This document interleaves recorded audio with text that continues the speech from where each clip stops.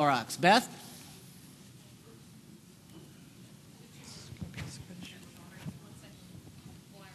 She's getting wired. The coffee didn't wire her enough yet. So we will get out here in a second. Okay, Beth, thank you. Good morning. Thank you, Peter. So can you guys hear me? All right, that's great. Well, good morning. I had the unfortunate challenge of having to work yesterday at Burt's Bees, so I missed the meetings yesterday, but I heard all the great energy when I arrived last night, and I'm excited to be here talking to you a little bit about the Clorox company.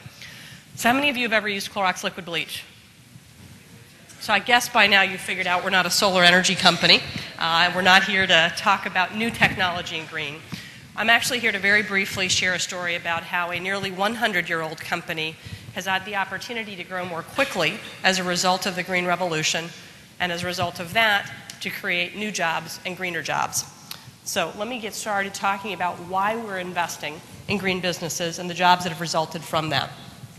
And I'm going to talk to you briefly then, too, about the resulting greening of the company that's come about through those new energetic employees working in those businesses.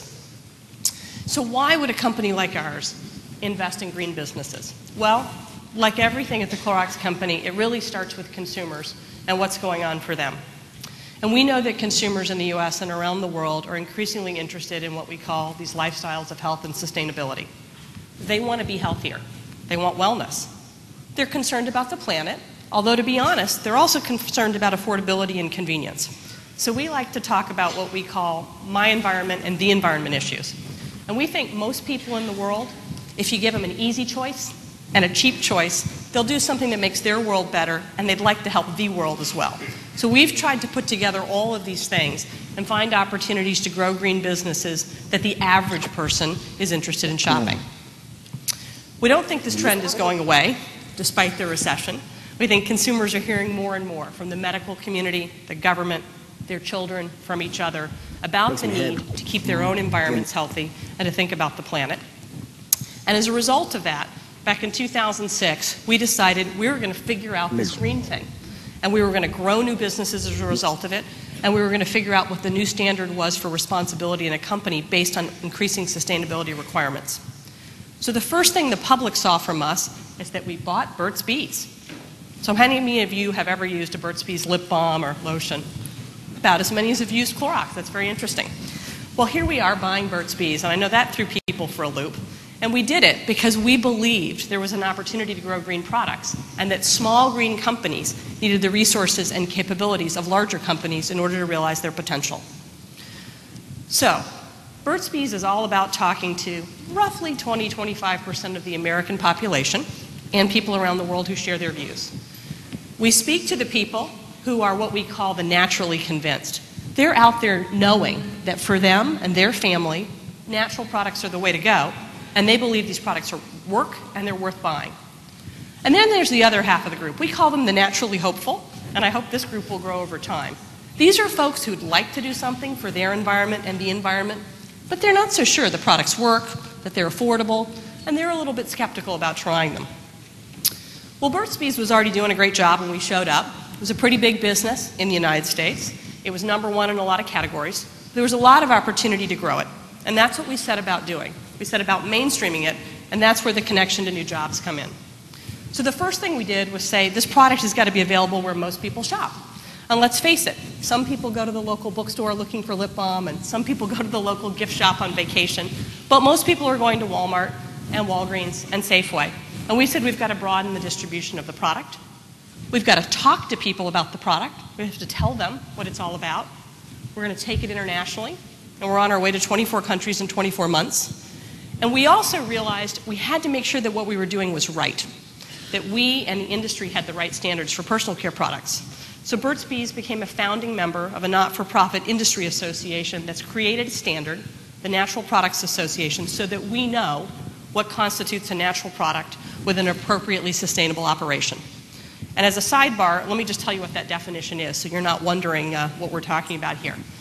At the Clorox company, like the Natural Products Association, we think a natural product has the following attributes. It's 95% plus natural, which means from plant or mineral sources that are renewable.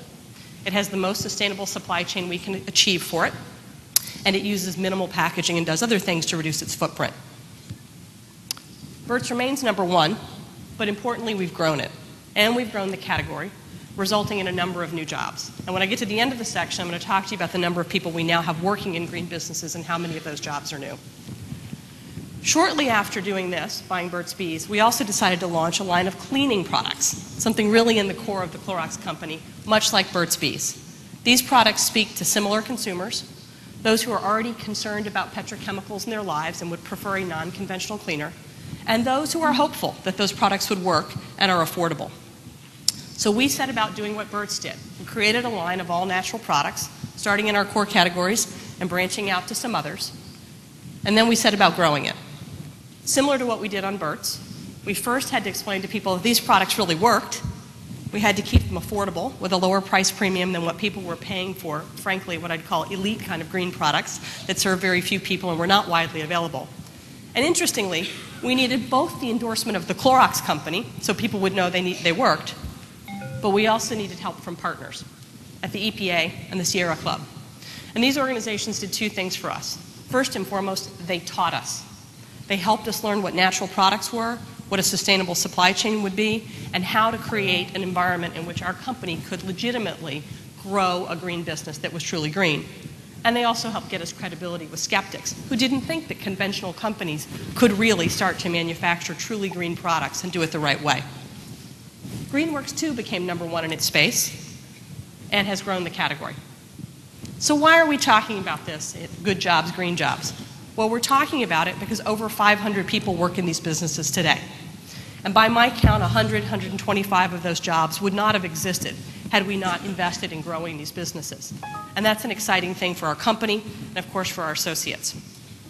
Now, Clorox, about 90% of our portfolio is still what you think of as the conventional products that a company like Clorox would make.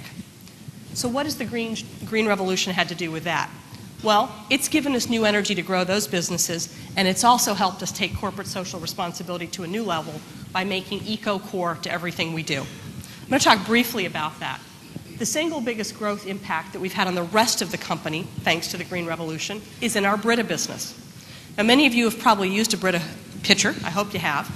And we realized, as consumers became more concerned about their environment and the environment, that we could talk to them not just about clean, fresh-tasting water, but about the fact that they didn't need to drink bottled water at home.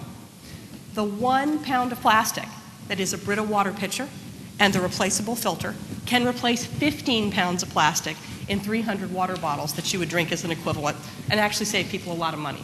As a result of this, this business is on fire again, going from growing low single digits to double digits as a result. We've also brought green innovation to a number of other products, concentrating them, introducing natural alternatives, which is helping those businesses to grow.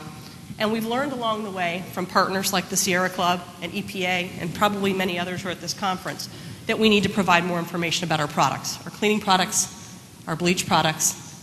And we've also learned that we have to set reduction goals. So we've declared our first public reduction goals for greenhouse gases, for wastewater, for energy, for packaging, and many other aspects of the company. As a result of that, we're about 80% of the way through retrofitting our lighting. We've changed our transportation policies. We've rebalanced from truck to rail where it makes sense, and where we are using trucking, which is still is and always will be an important part of how we get our products to market. Almost all of our carriers have the Greenway certification, which means they are using an efficient means of transport. We've also engaged several hundred employee volunteers around the world in an eco-network. And these people have taken on the challenge of greening our workplace. They've reduced paper use. They've replaced all remaining paper with recycled and recyclable paper. They've reduced travel and done a number of other things to reduce the footprint of our operations and teach employees practical tips that they can use at home. So in summary, let me show you the pictures of some of the 500 people who work on Greenworks and Burt's Bees and some of the other folks in our eco-network. They're busy making the world a greener place. They're enjoying some new jobs. And they're also creating an incredibly positive energy for the 7,500 associates at Clorox who don't work directly on Greenworks and Burt's Bees. Thank you for letting me share our story of how a nearly 100-year-old company has benefited from the Green Revolution and is hoping to create new good jobs and green jobs. Thank you.